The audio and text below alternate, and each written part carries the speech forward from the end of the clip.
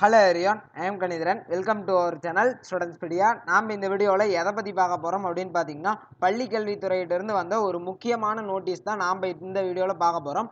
Okay, பள்ளி கல்வித்துறையிட்டிருந்து என்ன notice வந்திருக்கு அப்படின்னு பார்த்தீங்கன்னா, அதாவது தமிழ்நாட்டில் பள்ளிகள் திறப்பு குறித்து பெற்றோரிடம் கருத்து கேட்க பார்த்தீங்கன்னா அனைத்து பள்ளி தலைமை ஆசிரியர்களுக்கும் சுற்றறிக்கை அனுப்பப்பட்டிருக்குது பள்ளி கல்வித்துறை சார்பில். ஓகேங்களா, அதாவது எல்லா ஸ்கூல் ஹெச்எம்ஸுக்கும் பார்த்தீங்கன்னா சர்க்குலர் அனுப்பியிருக்கிறாங்க நம்மளுடைய எஜுகேஷன் டிபார்ட்மெண்ட். என்ன அப்படின்னு பார்த்தீங்கன்னா, அதாவது ஜனவரி 8ஆம் தேதி வரைக்கும் பள்ளிகளில் பெற்றோர் கருத்து கேட்பு கூட்டத்தை நடத்துங்க, பள்ளிகளை திறக்கலாமா இல்லை வேண்டாமா அப்படிங்கிறத பற்றி.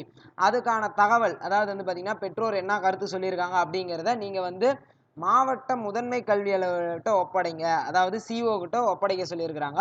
சிஓ எல்லாம் பார்த்தீங்கன்னா மேலே, அதாவது பள்ளி கல்வித்துறைகிட்ட ஒப்படைக்க சொல்லி உத்தரவிட்டிருக்கிறாங்க.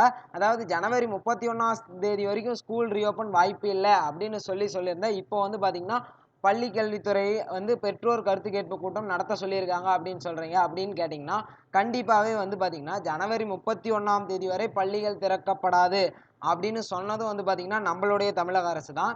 இப்போ ஜனவரி 8ஆம் தேதி வரைக்கும் நீங்கள் கருத்து கேட்பு கூட்டத்தை நடத்துங்க அப்படின்னு சொல்கிறதும் நம்மளோட தமிழக அரசு தான். எல்லாருமே கன்ஃபியூஷனில் தான் இருக்கும். ஓகேங்களா? ஓகே, பாய், தேங்க்யூ.